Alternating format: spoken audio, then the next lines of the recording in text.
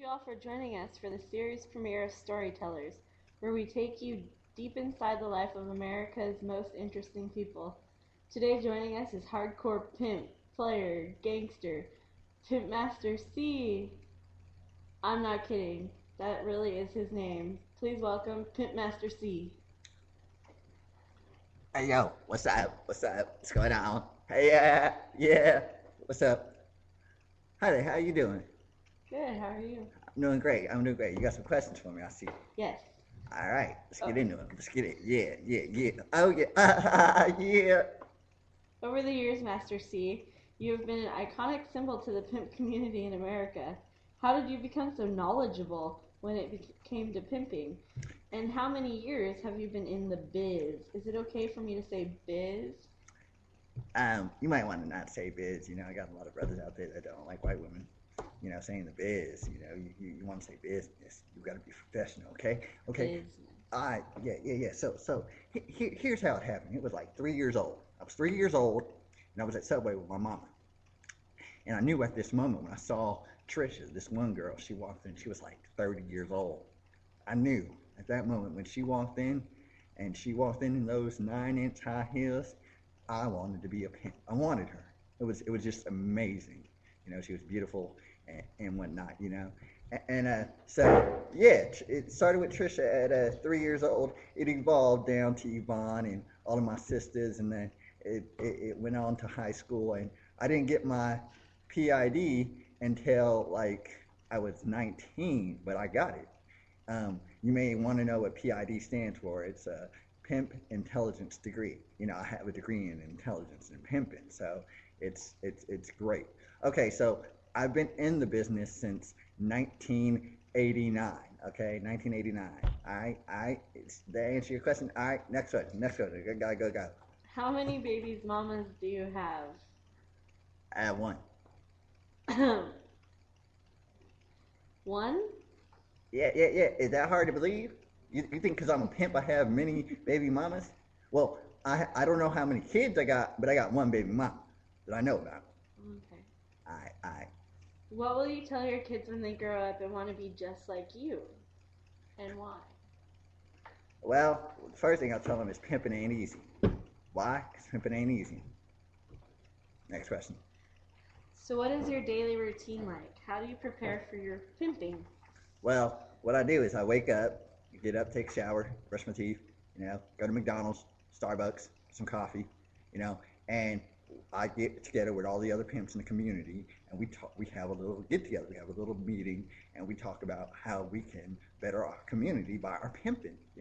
How we can better the services from the police officers to the firefighters to all our public servants. So as a pimp, you want to know these things. So I sit around with these head honchos, these guys who have been in the game since 1960, 19. I'm sitting with them. These are legends. You know, Pimp Master B. He was like a legend. He inspired me to, want to be one of these people. Cat Williams, he was another inspiration. Pimp Daddy Kane, he's my biggest inspiration. So it just started that way. And, let's, yeah, next question. Is it true that you're coming out with a rap song that reflects the hardship of pimping in America? Yeah. Actually, I'm trying to get Lil Wayne to produce the album and whatnot, but he hasn't called me back. I guess he don't like me. But you know what? It's a hardcore song. Would you like to hear some of it? Sure. All right. So I got to stand up. Got to stand up. Thank you to all my fans. Thank you to all my fans. Let me get under this light here. Let me get under this light. It's like let me because I like Weezy so much. I'm gonna get up in that mood. I'm gonna uh. They call me Pimp Master C. I be pimping. Now I'm running from the police in my Bentley. They stopped me, and yeah, that's the whole song right there. That's, Nice. yeah. You know what? It's just a song that reflects on the hardships of pimping because not everybody understands how hard it is to be a pimp. Mm-hmm. It takes practice. It takes love and dedication. If you don't have the love and dedication, you're not going to see yourself through this. Pimping ain't easy, kids. Pimping ain't easy. All right, next question. One last question. What advice do you have for the new breed of young, inspiring pimps in America? for the new breed of young and pimps in America. This is funny because the young ones in America nowadays they don't know how to contain themselves. They go off and they get any hoochie mama they want. But the advice I'm gonna give you young ones is know what you're dealing with. All right, try Craigslist. That's where you start at. Then you go up into like McDonald's. You see a lonely girl there. You look her in the eye and you say, "Baby, you beautiful. Now get in the back of my car, because I'm your pimp now." Something like that. It don't always work. Don't always, happen. And make sure when you're picking your women. Here's the big advice. Make sure when you're picking your women that they don't have a badge. Usually when they have a badge, it's actually bad. It's like you want to get the hell up out of there. Anyway, my other advice I would offer you guys is be efficient. Make phone calls. Try to get big businessmen into your pimping sector. You know what I'm saying? Well, any other questions for me? Anything else we want to do? Any other questions? What you doing later on today? Oh yeah, you getting hot and bothered?